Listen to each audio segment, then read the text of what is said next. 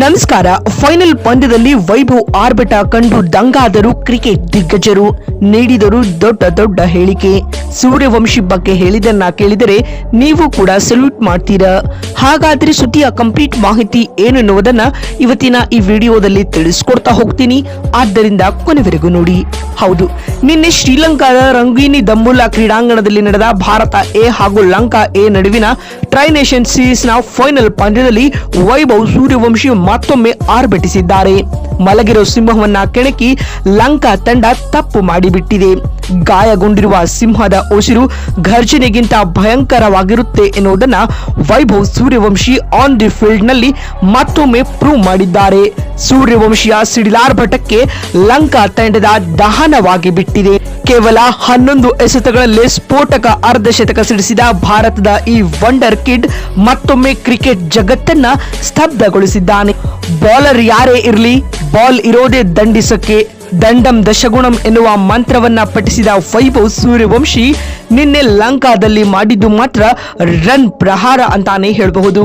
ಕೇವಲ 29 ಎಸೆತಗಳಲ್ಲೇ 94 ರನ್ಗಳ big innings ಆಡಿದ ವೈಭವ್ ಸೂರ್ಯವಂಶಿ ಭಾರತ 337 ರನ್ಗಳ ಬಿಗ್ ಟೋಟಲ್ ಕಲೆ ಹಾಕುವಲ್ಲಿ ಪ್ರಮುಖ ಪಾತ್ರ ವಹಿಸಿದರು.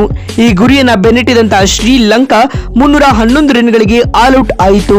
ಇದರೊಂದಿಗೆ ಟ್ರೈ ನೇಷನ್ ಸೀರೀಸ್ ನ ಫೈನಲ್ ಮ್ಯಾಚ್ ನಲ್ಲಿ ಟೀಮ್ ಇಂಡಿಯಾ 66 ರನ್ಗಳ ಭರ್ಜರಿ ಗೆಲುವು ದಾಖಲಿಸಿತು ಮತ್ತು Vaibhav Suryavanshi player of the match award ಕೂಡ ಬಾಚಿಕೊಳ್ತಾರೆ.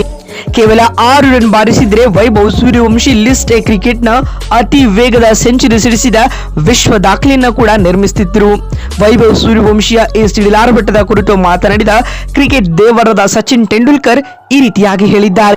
ವೈಭವ್ ಸೂರ್ಯವಂಶಿ ಈತ ನಿಜಕ್ಕೂ ದೇವರ ಮಗ.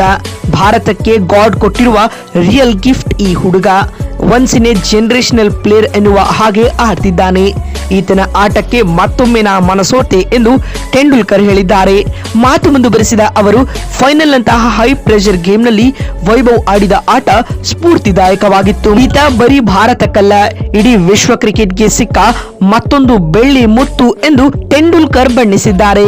ಮತ್ತು ಮಾತು ಮುಂದುವರೆಸಿದ ಅವರು, ಮತ್ತು ಭಾರತ ಫೈನಲ್ ಗೆದ್ದಿದೆ, ಹೀಗಾಗಿ ಟೀಮ್ ಇಂಡಿಯಾಗೆ ಅಭಿನಂದನೆಗಳು.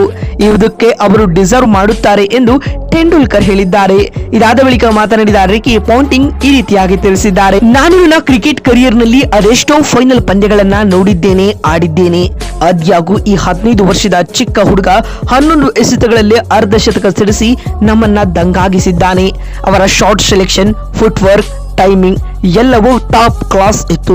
ವೈಭವ್ ಸೂರ್ಯವಂಶಿಯನ್ನ ಬೀಟ್ ಮಾಡುವ ಮತ್ತೋರ್ವ ಆಟಗಾರ ಹುಟ್ಟಲಾರ ಎಂದು ರಿಕಿ ಪಾಂಟಿಂಗ್ ಹೇಳಿದ್ದಾರೆ. ಇದಾದ ಬಳಿಕ ಮಾತನಾಡಿದ ಶೋಯಬ್ ಅಖ್ತರ್ ಈ ರೀತಿಯಾಗಿ ಹೇಳಿದ್ದಾರೆ. ODI ಕ್ರಿಕೆಟ್ ನಲ್ಲಿಯೂ ವೈಭವ್ T20 ಶೈಲಿಯಲ್ಲಿ ಆಡಿದ್ದಾನೆ. ಈತನ ಆಟ ಮನ ಗೆದ್ದಿತ್ತು ಎಂದು ಶೋಯಬ್ ಅಖ್ತರ್ ಹೇಳಿದ್ದಾರೆ. ಮತ್ತೊಂದು ವಿಡಿಯೋದಲ್ಲಿ ಸಿಗ್ತೀನಿ. ನಮಸ್ಕಾರ.